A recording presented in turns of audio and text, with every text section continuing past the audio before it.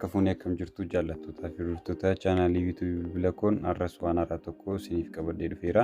Isa dura warreen chaanaalii kana subscribe hin goone subscribe akka gootan kabajaan isin gaafanna. Inni aan arras isinitti agarsiisuudhaaf dhufee akkamitti Facebook irraa viidiyoo akkamitti daawunloodii akka goonu appilikeeshinii tokko qofa fayyadamuudhaan salphaadhumatti akka daawunloodii goonu isinitti agarsiisa. Innis Play Store keessan irra seenuudhaan Fastgate jettanii search gootu. Fastgate jettanii search erga gootanii booda appilikeeshinii jalqaba irratti isinii dhufu kun video downloader for Facebook video downloader kan jedhu kana hin buustu. Sana booddee erga buustanii open jettanii keessa seentu. Open jettanii erga keessa seentanii keessoon isaa kanadha kan inni fakkaatu. Keessa isaa akkuma seentaniin kun akkuma agartan kana Facebook video links niin jedha. Kanaafuu video downloadii gochuu barbaanne linkii isaadhaan Facebook irraa copy goonee deebinaa jechuudha. Kanaafuu deebinee Facebook keenya keessa seennaa. Facebook keenya keessa seenneetu video bira deemnee video barbaannu sana linkii isaa copy gooneedha kan nuti deebinu. Kanaafuu Facebook keessa seennaa amma.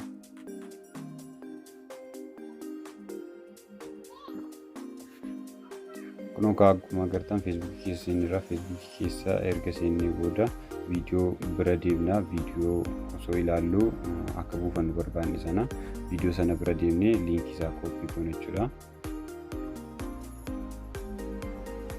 Amma fakkeenyaaf video kana buusuu yoo barbaanne tuqaa sadan ishee irra keessa jirtu kanatti bu'uudhaan copy link kan jettu kan gara gadii kana copy link akka jennee linkiin keenya copy nuuf ta'eera waan.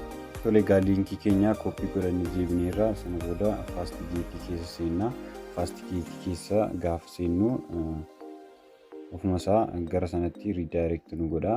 Asitti akkasini Facebook keessa login gootu sin gaafata.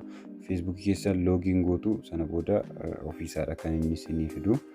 Facebook keessa login gootanii sana booda video charra hin tuqxu.